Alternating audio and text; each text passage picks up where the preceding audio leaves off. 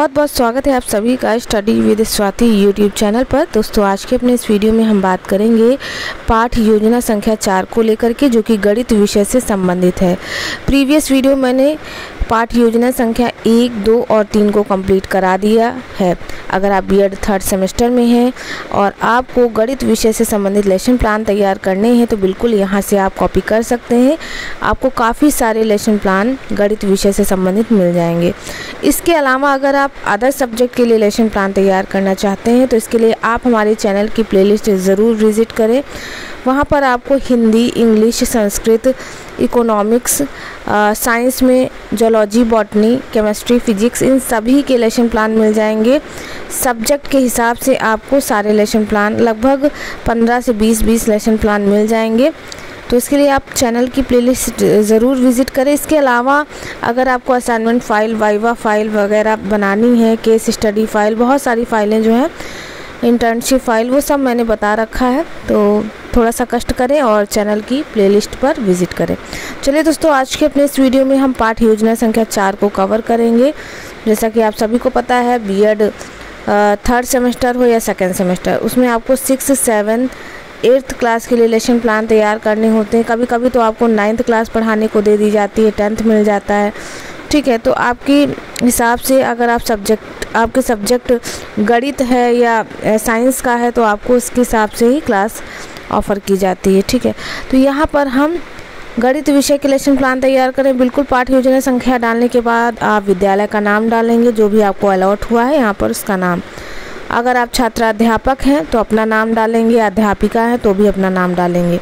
कक्षा 8 के लिए हम लेसन प्लान तैयार कर रहे हैं। विषय हमारा सब्जेक्ट है गणित और हमारा उप विषय है बहुपद। ठीक है, दिनांक यहाँ जिस भी डेट को आप लेसन प्लान तैयार करेंगे वो डेट रहेगी। कौन सा पीरियड चल रहा है, 1st, 2nd, 3rd, वो डालेंगे। टाइम पीरियड कितना है तो 35 मिनट का पीरियड होता है, वो डालेंगे।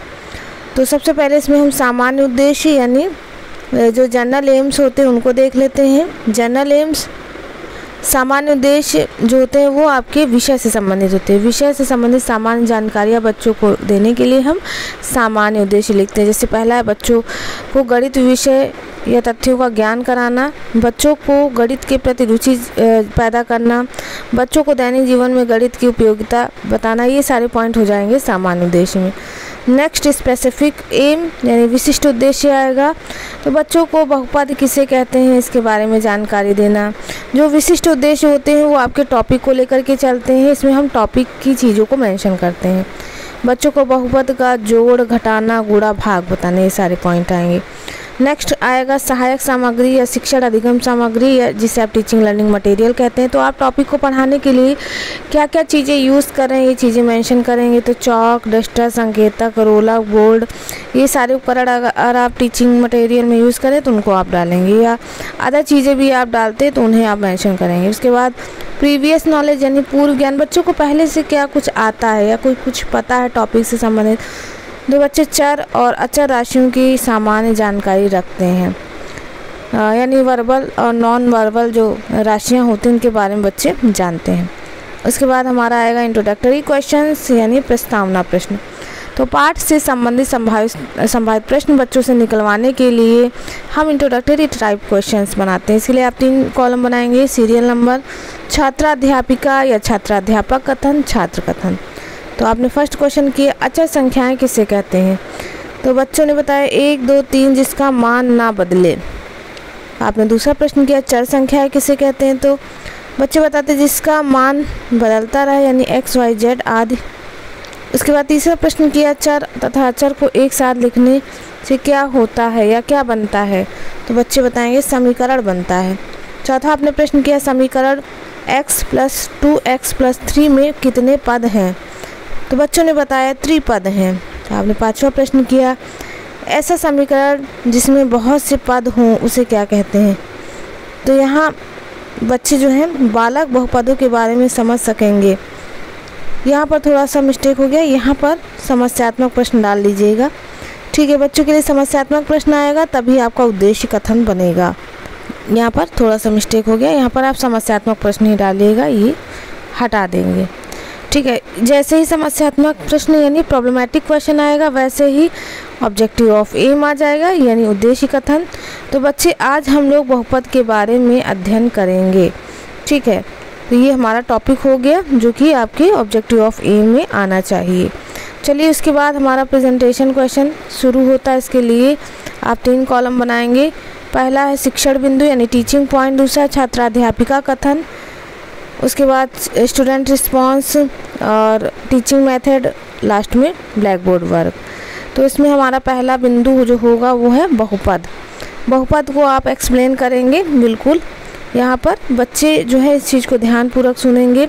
यहाँ पर आप लेक्चर मेथड और एग्जाम्पल मेथड दोनों का यूज़ कर रहे हैं, तो दोनों आप यहाँ पर डालेंगे और ब्लैक बोर्ड वर्क पे बिल्कुल ऐसे ही चीज़ों को शो करेंगे बहुपद के बारे में। तो ये सारी चीज़ें हैं, उन्हें बिल्कुल एज इट इज कॉपी कर सकते हैं। नेक्स्ट पॉइंट आएगा टीचिंग पॉइंट में बहुपद के प्रकार। तो आप स्पष्टीकरण के माध्यम से बता सकते हैं कि बहुपद एक पदी दो और बहुपदी कैसे क्या कुछ है। स्टूडेंट रिस्पांस में इस चीज़ को ध्यानपूर्वक सुनेंगे और आप लेक्चर मेथड में विश्लेषण विधि का यूज़ कर रहे हैं। तो आप एक पदी और द्विपदी बहुपद को कैसे एक्सप्लेन करें, इनको आप लिखते जाएंगे। तो यहाँ पर देखिए ये जो भी टाइप है, इन टाइप को आप एक्सप्लेन कर रहे हैं और बच्चे इस चीज़ को ध्यानपूर्वक सुन रहे हैं। नेक्स्ट टीचिंग पॉइंट आएगा कि बहुपदों में जोड़ने की विधि को आप किस तरह से लिखते हैं। इस चीज़ को ध्यानपूर्वक छात्र सुनेंगे। यहाँ पर फिर से आप विश्लेषण विधि का यूज़ कर रहे हैं, तो बिल्कुल इन्हें आप एज इट इज कॉपी कर सकते हैं। इन चीज़ों को ऐसे ही लिख सकते हैं। उसके बाद हमारा आएगा रिवीजन वर्क या क्लास वर्क या पुनरावृत्ति प्रश्न, इन्हें आप डाल सकते हैं। तो रिवीजन वर्क में आप कोई भी क्वेश्चन दे सकते हैं कि द्विपदी बहुपद किसे कहते हैं, 2 पदों को जोड़ने का नियम बताइए। ऐसे क्वेश्चन ये अपने हिसाब से भी दे सकते हैं। ठीक है, इस चीज़ का विशेष ध्यान रखिए। तो ये हो गया रिवीजन वर्क। उसके बाद मूल्यांकन प्रश्न। मूल्यांकन प्रश्न या विकासात्मक प्रश्न वो होते हैं जिसमें आप जो है अपने टॉपिक को पढ़ाने के लिए यह जांचने के लिए प्रश्न देते हैं कि बच्चे कितना समझ पाएँ टॉपिक को। इसके लिए हम मूल्यांकन प्रश्न या विकासात्मक प्रश्न करते हैं। देखिए ये जो भी मैं चीज़ें समझा रही हूँ ये सिर्फ काम करने के लिए नहीं है, क्योंकि जब आपका प्रैक्टिकल या वाइवा होता है तो इन्हीं से क्वेश्चन जो है एग्जामिनर पूछता है कि बताइए मूल्यांकन प्रश्न हम क्यों बनाते हैं, या श्यामपट्ट कार्य क्या है या क्यों हम उसको मतलब यूज़ में लाते हैं, या फिर टीचिंग लर्निंग मटेरियल क्या है। ठीक है, ये सारे क्वेश्चन पूछ सकता है, तो इसलिए मैं एक्सप्लेन भी करती चल रही हूँ। तो मूल्यांकन प्रश्न में आप कोई भी प्रश्न दे सकते हैं अपने हिसाब से बना करके कि ऐसे बहुपद जिन्हें सभी गुणांक शून्य शून्य बहुपद कहते हैं, या एक पद क्या है, अचर चर राशियाँ क्या हैं, ये सब बता सकते हैं। गृह कार्य सबसे लास्ट में आएगा यानी होमवर्क। बच्चों को घर से करने के लिए हम होमवर्क देते हैं, तो टॉपिक भी रिवीजन हो जाता है। तो जैसा कि यहाँ पर दिया है क्वेश्चन आपका, इसी तरह से दे सकते हैं x³ - 2x² + 3x + 8 में x - 3 से भाग दें। ठीक है, या फिर अलग कोई भी क्वेश्चन दे सकते हैं। लास्ट में आएगा टिप्पणी और पर्यवेक्षक के हस्ताक्षर। पर्यवेक्षक कौन होता है? जो आपका टीचर होता है या जो आपके सामने आपके सीनियर होते हैं। ठीक है, सीनियर क्या कहें, आपके टीचर ही होते हैं जो आपकी फ़ाइल वगैरह चेक करते हैं, उन्हें हम पर्यवेक्षक कहते हैं। तो उनके साइन होंगे और वो टिप्पणी या सुझाव भी यहाँ पर लिख सकते हैं पॉइंट वाइज, ये चीज़ें होंगी। तो दोस्तों यहाँ पर ये सारी चीज़ें थी लेसन प्लान नंबर 4 को लेकर के। तो उम्मीद और आशा है आप सभी को हमारा यह वीडियो पसंद आया हो।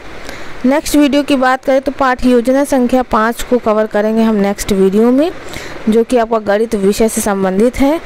ठीक है, और ये क्लास 8th के लिए है, जिसमें हम घन यानी क्यूब के बारे में डिस्कस करेंगे। तो यहाँ पर बस इतना ही।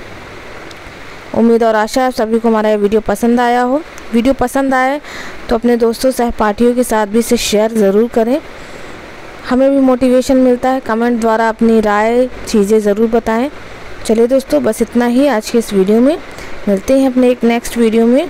Thanks for watching.